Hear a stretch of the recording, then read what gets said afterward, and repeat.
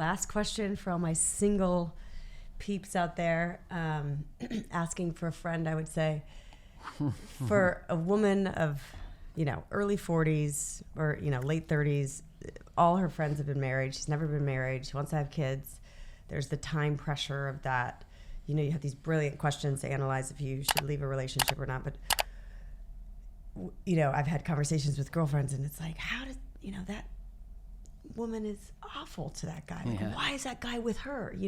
Like, we just can't wrap our head around how some people find themselves in relationships that are why do they get a relationship? Like crappy humans, Yeah. and then this beautiful, kind-hearted. So obviously there's some belief of inadequacy or something underlying. I wouldn't, presume to judge what that is, but what is some self-questioning or reflection that you could offer those people that are just seeking so badly for love and can't find it, like can't even find a guy to date on 2 years, Mm-hmm.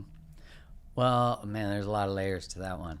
The first one I'll say is you don't want to get rid of the longing, right? Because if I just say, well, stop desiring relationship, it's like, okay, get out of here. It's like, hold on to the desire. And even you can center why you choose things in your life around that. The first thing I want to validate the experience of the biological clock, but I would say that the biological clock should be reason that you very early hold very high standards for your own behavior. Like you don't have time to fuck around. So it's like, if you don't have time to fuck around, what are you doing with a booty call? Like, if you don't have time to fuck around, why are you doing shit you don't like doing? Why are you with people you don't like? Why are you in spaces you shouldn't be in? I think this is true of everybody. I mean, when I worked as a rep in oncology, I remember being in a room where a guy was told that his cancer was terminal, and he had not heard that yet. And I remember being there like, oh my God. I witnessed his experience, and I could feel the heaviness, the urgency of his life.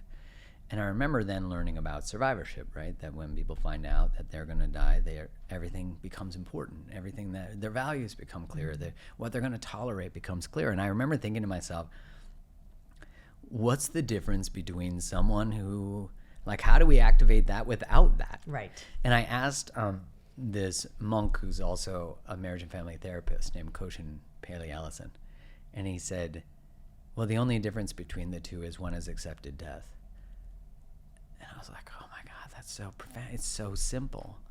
And I say that because, like, can you activate within yourself? If you have something that's powerful enough in you, you can engage in change very radically, right? If we have a health issue, radical change.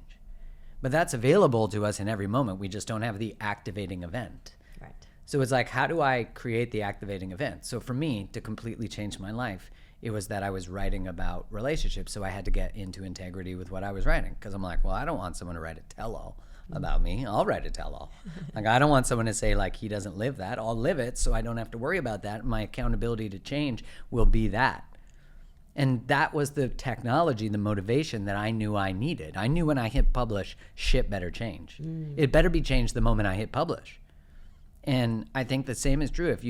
If heartbreak is the thing that makes you change your life, don't waste it. Like, there's a saying from Francis Weller where he says, don't waste a good divorce. Don't waste a good diagnosis. And I'm like, yeah, that's the material.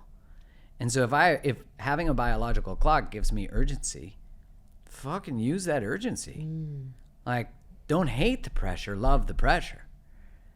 And okay, if I was then going to look, it's like, okay, am I using my standards as a way to have walls?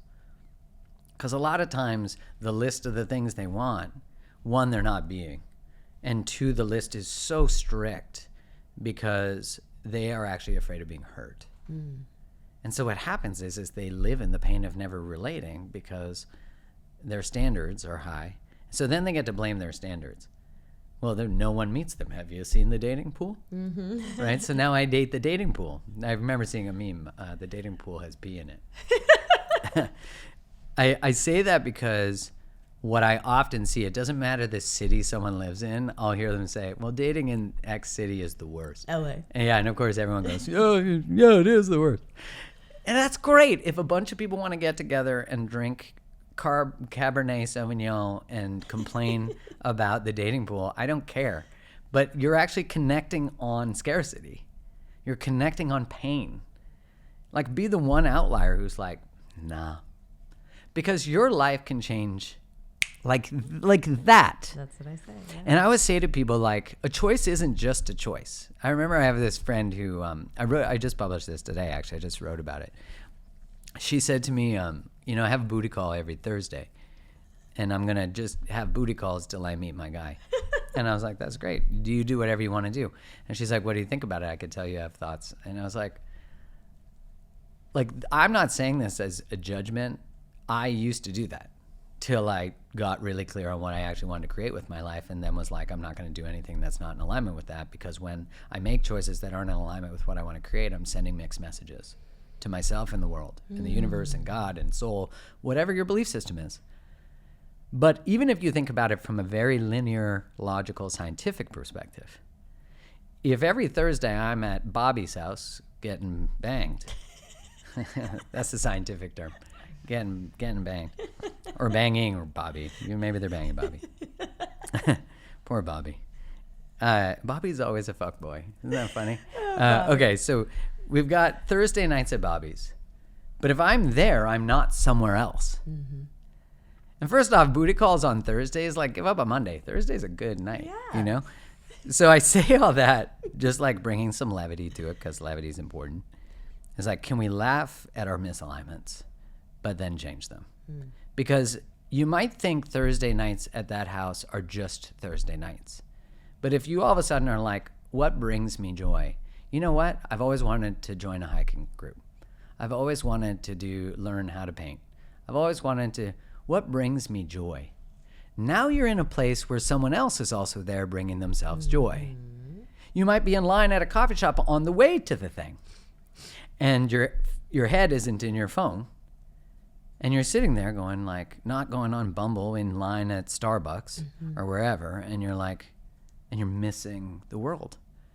And so if you start to pay attention to these micro choices, and this is the level of responsibility I'm talking about. I have a friend who's like, I'm not ready for that. And I'm like, that's great. Then, like, you're not ready to do it. That's okay.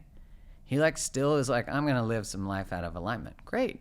I remember Ram Dass saying, like, you wake up to all the choices you're making that are not good for you, and then you go bowling, and it's not bowling anymore. Like, it just, you know, and I think I laugh about that a lot, because we taste it, right? We, like, taste the possibility. We taste potential. We taste alignment. And then we go back. But you can't pretend you didn't taste it. Mm-hmm. And I'm like, follow that.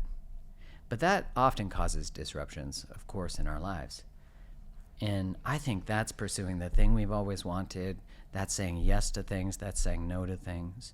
But then instead of being, you know, the black sheep of the family, which I really think is the person in the family inviting the family to healing, most of the time, you now are the person who's liberating the system. And if you get to that level of responsibility for your choices, you find yourself really in love with life. And then you meet people. And I've seen this happen over and over again. It's a tall order. And it's a tall order because the order that you're making is significant. Mm-hmm. And so we have to actually, like, explore all the things that we're afraid of with love. Because if you don't, like, the thing you want most is love, but the thing you're afraid of most lives right next door. Mm-hmm.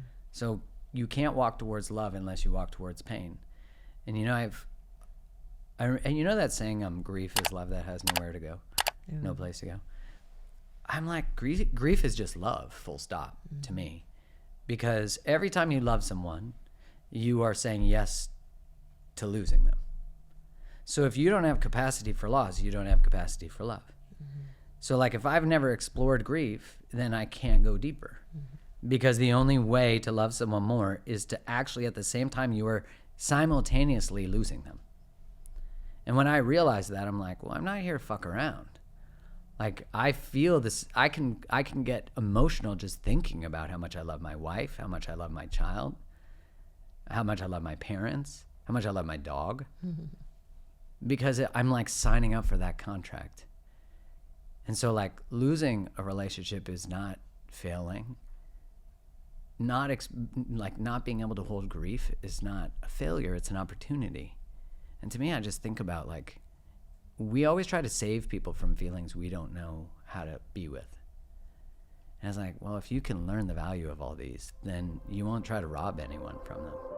Thank you for listening to the Heal with Kelly podcast. Be sure to tune in every Thursday for more empowering wisdom and inspiring healing stories. And make sure you hit the follow button on Apple, Spotify, or wherever you get your podcasts so you don't miss that one episode that holds the answer you've been searching for. Oh, and if you found this episode inspiring, please rate, review, and share Heal with Kelly so that we can grow our audience and reach more people. We truly appreciate it. Lots of love.